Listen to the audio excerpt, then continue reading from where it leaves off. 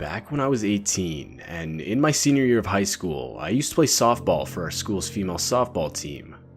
That year specifically, our school was actually really good, and because of that, we were invited to an invitational tournament in Las Vegas.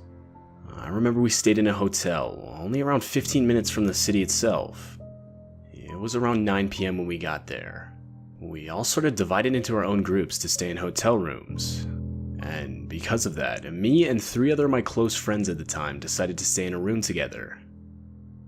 Around an hour later, and all 4 of us were unpacked and winding down in our room, as our first game of the tournament was scheduled early the next morning. But as I was lying in bed, basically half asleep at this point, the phone to our room rang.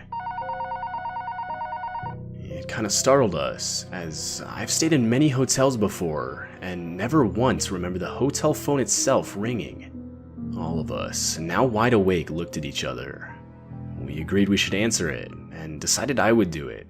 So I picked up the phone and said the usual hello.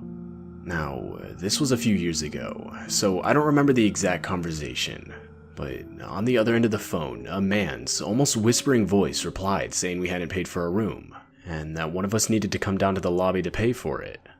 Immediately, red flags went off in my head, as I knew his claim wasn't true.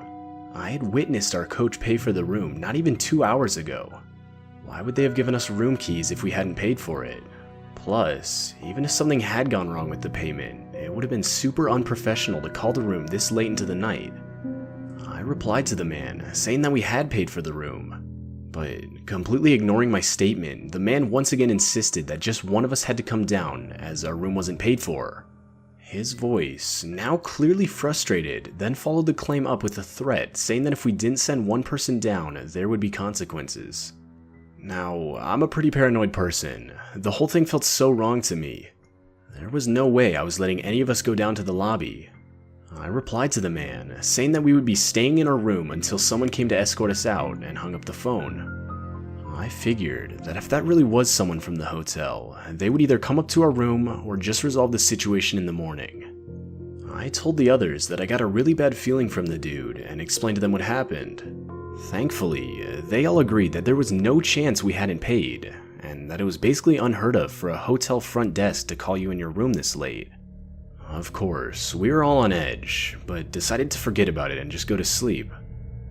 No one came to kick us out, but through the night, the phone to the room did ring a few more times. The next morning, we told our coach about the situation, and he asked the person working at the front desk about it, and if his payment for the room didn't go through. But to our horror, they had no idea what we were talking about, and even insisted that the front desk would not have called us that late into the night. They agreed to check the security cameras to see if they could find anything, but for the rest of our time there, we never heard back from them. Luckily though, nothing else ever ended up happening to us. This whole situation was really disturbing, and has left me with a lot of questions. Like, who called us? Why did they want one of us to exit the room alone in the middle of the night?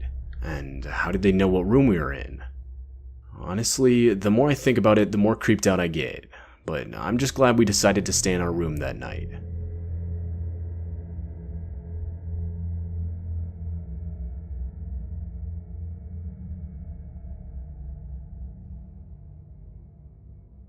When I was 14, my family took a trip to a ski resort in Colorado. I'm the oldest of 4. I have an older brother, a younger brother, and younger sister, who was 7 at the time. We all got along really well, and on our second night at the resort's hotel, we decided to hang out in the sauna. We sat there for maybe 30 minutes when my older brother mentioned how he was getting hungry. He suggested one of us should run back up to our room to grab some food for all of us. And stupidly, we sent our little sister to do it. Looking back, I don't know what we were thinking, sending our 7-year-old sister up to our room completely alone. But after a couple minutes, we could hear footsteps come running back down the hall. She ran back into the sauna completely out of breath, and explained how some creepy man was following her. Of course, right as she finished explaining, we could see some man I'd never seen before pacing around out in the swimming pool area. I'll never forget what he looked like. He was clearly an older man, hunching over as he walked.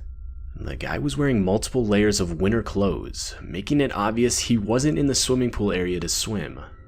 My brothers and I watched out the sauna window in absolute shock, trying to understand what was going on. That's when the man slowly started making his way towards us. Now, the sauna had a one-way window, so he couldn't have known all of us were in there. When he got close enough and opened the door, the man instantly froze, clearly not expecting 4 people to be inside. After a good few seconds, without saying a word, the man closed the door and left through an exit. But not just the exit to the swimming pool area, rather the building itself. After that, we all went back to our room terrified. When we got there, we told our parents about what had happened, and while they were of course mad at us for having our sister walk around the hotel alone, they reported the situation to the front desk. I still think back on this situation, and wonder what would have happened had that man grabbed my sister before she made it back to the sauna. I of course feel partly guilty for sending her alone, but I'm just glad nothing happened. Looking back, there's no doubt in my mind that the man that followed her that day was not one of the hotel's guests, but rather some random guy who entered the building with bad intentions.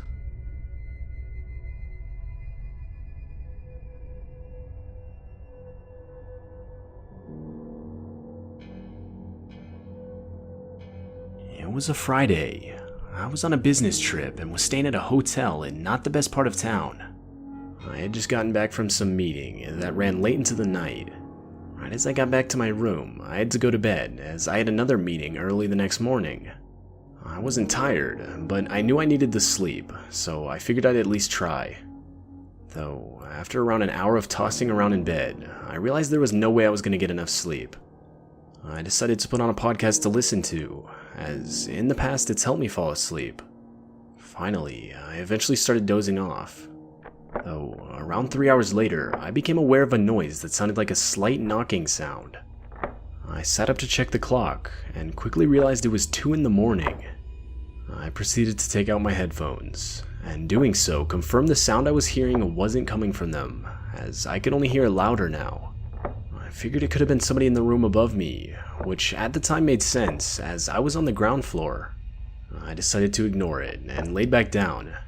But not even 30 seconds later, it hit me.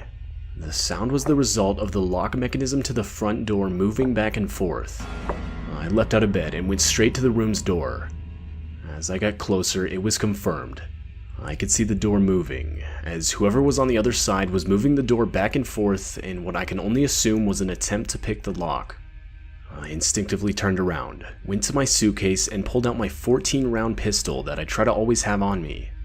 I went back to the door, but as I did, I could see the lock twist and unlatch. I immediately pointed my weapon straight ahead, knowing that if someone came through, I would have to make a split-second reaction. Luckily though, as the door started to open, it was abruptly stopped. One of those latches hotel doors would have, that you could use as a sort of second lock, stopped the door from opening all the way. I was relieved, as realistically the decision to utilize this second lock saved me from a life-or-death confrontation. Though, I quickly realized that wasn't going to stop this guy from trying to break in. I could see, clear as day, a hand reaching in from the crack of the door trying to unlock it from the inside. That's when I yelled out I had a gun, and the hand instantly retreated, followed by footsteps running down the hall. I debated whether or not to call the police, but decided against it as I knew he'd be long gone by the time anyone got there. The next day I decided to go to the front desk and inform management of the situation. But to my surprise, the lobby to the hotel was filled with police. It turns out the guy trying to get in my room from the night before was an escaped prisoner. They said he was going from room to room, picklocking the doors and robbing guests at knife point for cash. It's been 9 months since this happened, and I haven't heard anything about it since. I assume the guy's been caught by now, but realistically I have no idea. People say you don't really know what you'll do in those type of situations until it really happens.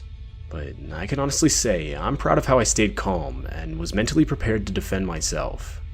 If there's one good thing that came of this, I feel confident that I responded in the right way and was ready for the unthinkable. It's just crazy to me to think that the latch to that door was the only thing between me and an armed confrontation with an escaped prisoner.